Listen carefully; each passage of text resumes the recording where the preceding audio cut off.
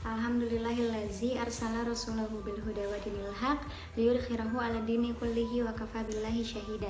Asyhadu an la ilaha illallah wa asyhadu anna Muhammadan abduhu wa rasuluhu amma ba'du. Alhamdulillah, puji dan syukur kita panjatkan kehadirat Allah Subhanahu wa taala yang dengan rahmat dan karunia-Nya kita masih diberi kemudahan, kesehatan sehingga dapat melaksanakan aktivitas hingga hari ini. Kami dari kelompok 5 mata kuliah Etika Profesi Pendidikan Islam Anak Usia Dini semester 8A akan memaparkan resume jurnal dari satu jurnal dengan judul Meningkatkan Konsep Diri Positif Siswa dengan menggunakan layanan bimbingan kelompok.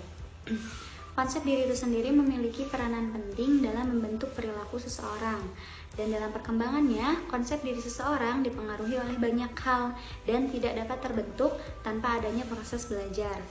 Sekolah, selaku lembaga pendidikan, tentunya memiliki kewajiban khusus dalam membantu siswa untuk mengoptimalkan perkembangannya.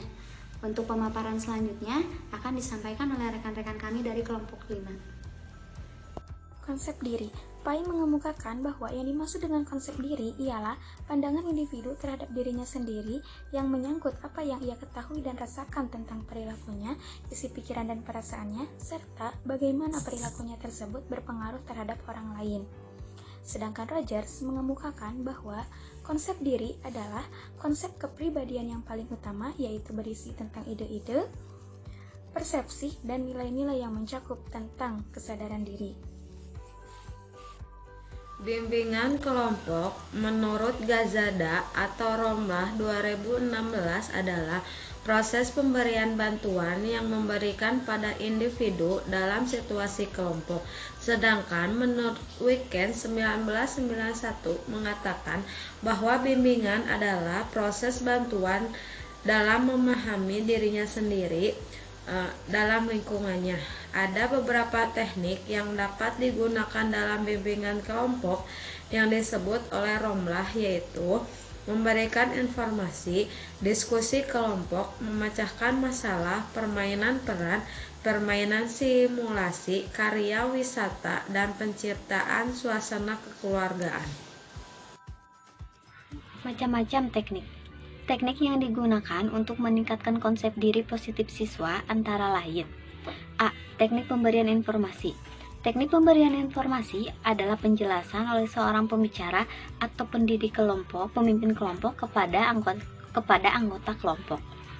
Keuntungan teknik pemberian informasi antara lain: A. Dapat melayani banyak orang.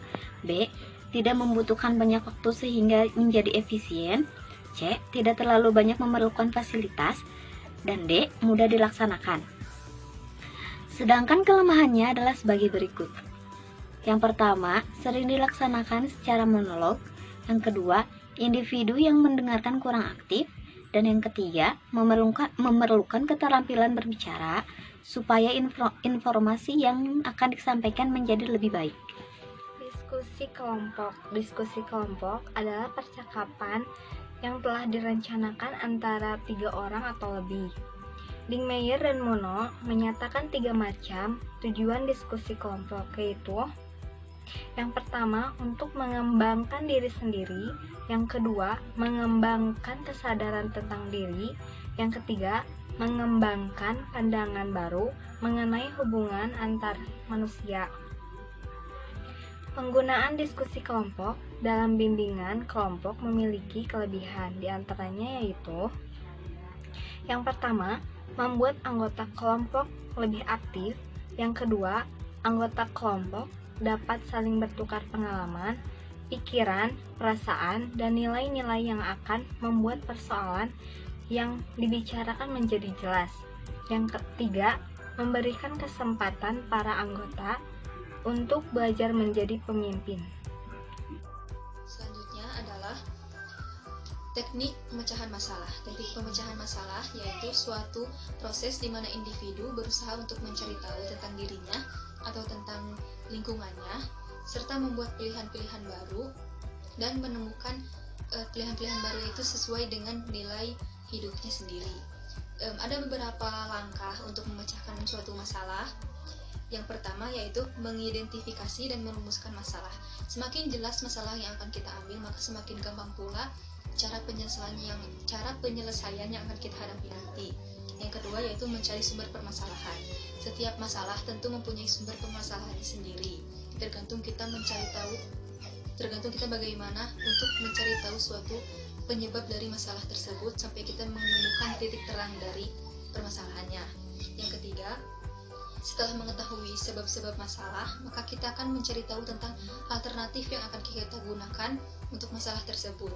Kita sebelumnya mencari tahu beberapa alternatif atau banyak alternatif lalu kita cari tahu, kita analisa beberapa alternatif tersebut sampai kita menemukan satu alternatif yang dapat kita gunakan untuk menyelesaikan masalah yang tadi kita sudah pilih. Yang terakhir yaitu mengaplikasikan alternatif tersebut kepada masalah yang akan kita hadapi. Nah, yang terakhir lagi yaitu mengadakan penilaian terhadap hasil yang sudah kita kerjakan tadi. Alhamdulillah, pemaparan dari kelompok kami sudah selesai. Adapun kesimpulan yang dapat kami sampaikan yaitu konsep diri merupakan pandangan atau penilaian terhadap diri sendiri yang mencangkup atribut-atribut spesifik berupa penghargaan, pengetahuan, atau penilaian terhadap diri sendiri. Atau bisa juga kita sebut cara menilai, menghargai, atau mengenal diri sendiri. Sedangkan untuk bimbingan kelompok yaitu proses pemberian bantuan terhadap diri sendiri atau terhadap individu dalam situasi kelompok. Dan untuk teknik yang dapat digunakan dalam bimbingan kelompok ini yaitu pemberian informasi, diskusi kelompok, dan pemecahan masalah atau problem solving. Mungkin dicukupkan pemaparan yang dapat kami sampaikan. Mohon maaf apabila ada kesalahan. Kami tutup dengan doa. Robbana atina fid dunya hasanah wa fil akhirati hasanah wa qina azabannar. Wassalamualaikum warahmatullahi wabarakatuh.